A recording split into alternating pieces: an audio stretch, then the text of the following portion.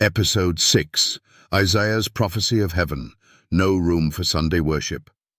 The Bible saw your future.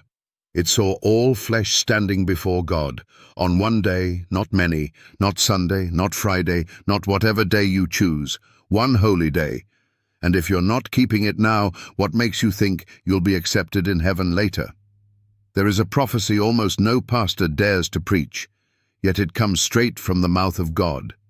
It reveals the day of worship in the new heavens and the new earth, after sin, after death, and after every man-made tradition is destroyed. That verse is found in Isaiah 66, 22-23.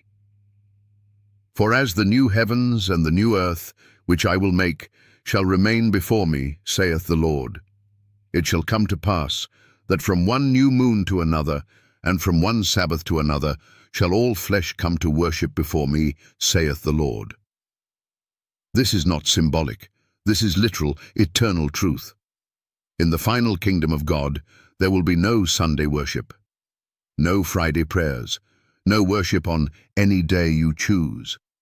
There will be only one appointed time for corporate worship, the seventh-day Sabbath. And notice, all flesh will worship him. Not just Jews, not just Adventists, not just a chosen few. All redeemed humanity will gather to honor God on the day he sanctified from the very beginning, Saturday, the seventh day of the week. So here's the question that should shake your soul. If you refuse to worship on God's day now, what makes you think you'll be allowed into a kingdom where that is the only day accepted? The truth is this: if you cling to Sunday worship, you are worshiping outside of God's will. Isaiah says, "Their soul delighteth in their abominations." Isaiah 66:3. Then verse 4 thunders, "I also will choose their delusions, and will bring their fears upon them." Why? Because when I called, none did answer. When I spake, they did not hear. But they did evil before mine eyes, and chose that in which I delighted not. And friend, God never delighted in Sunday worship. He never asked for it, never commanded it, never blessed it. It came from Rome. It came from rebellion.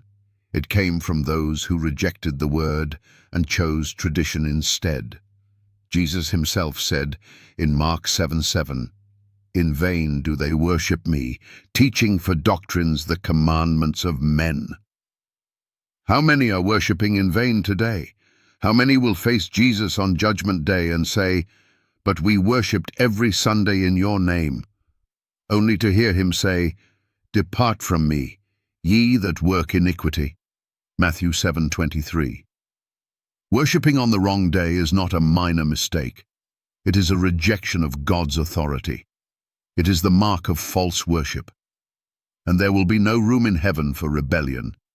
If Isaiah 66:23 reveals anything, it's this: God's Sabbath has never changed. It existed before sin. It endured through the prophets. It was kept by Jesus, taught by the apostles, and it will be celebrated in the kingdom of glory. And if you refuse it now, you refuse heaven itself.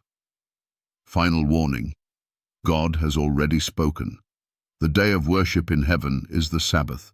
If you fight it, twist it, ignore it, or replace it, you are not preparing for eternity. You are preparing for destruction.